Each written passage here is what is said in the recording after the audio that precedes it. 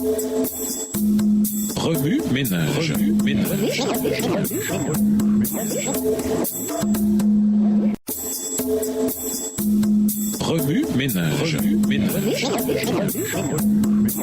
Bienvenue dans votre émission Remue ménage. Voilà la leçon de lundi interprétée. Les épreuves, une bonne chose? Mes frères, considérez-vous comme très heureux quand vous avez à passer par toutes sortes d'épreuves. Jacques 1, verset 2. Eh bien, on dirait que Jacques semble quelque peu insensible aux souffrances de ses frères. Alors qu'ils souffrent, sont-ils en plus censés s'en réjouir? Doivent-ils cacher leur malaise et leur douleur derrière un sourire figé? Comment une telle injonction peut-elle être partagée à partir d'un amour semblable à celui du Christ? Ici, il est utile d'examiner la formulation d'un tel conseil. La joie vient de la connaissance de l'effet des épreuves et non des épreuves elles-mêmes. Elle vient de la vision de l'effet à long terme plutôt que de l'expérience à court terme. Comme Paul, Jacques ne dit pas que toutes choses sont bonnes, mais que toutes choses peuvent concourir au bien. Romains 8, le verset 28. Il les invite à se focaliser sur leurs réactions, la seule chose qu'ils peuvent contrôler, plutôt que sur les difficultés, et à remarquer le développement en eux de traits de caractère essentiels, semblables à ceux du Christ. La douleur et l'inconfort rendent souvent exagérément centrés sur soi-même. C'est-à-dire que lorsqu'une personne souffre, il lui est difficile de voir autre chose. Les croyants peuvent être tentés de faire tout ce qu'il faut pour éviter complètement la souffrance. S'ils le faisaient, ils passeraient à côté d'une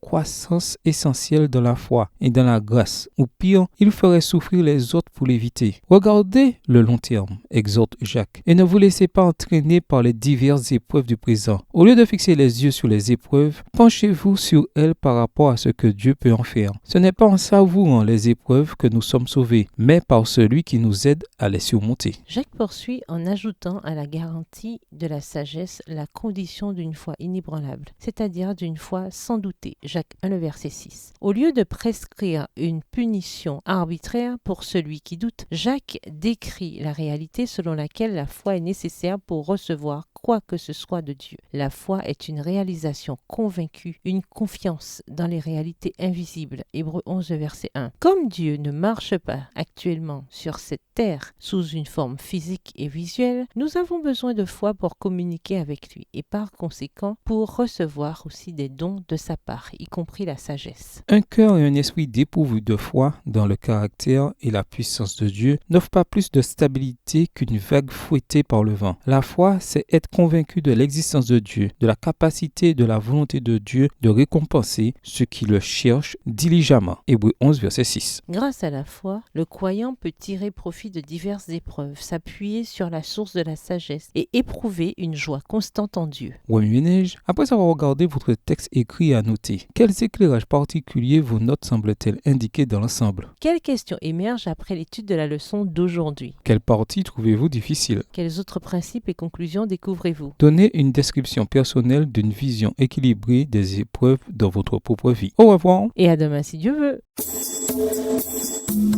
Remue ménage.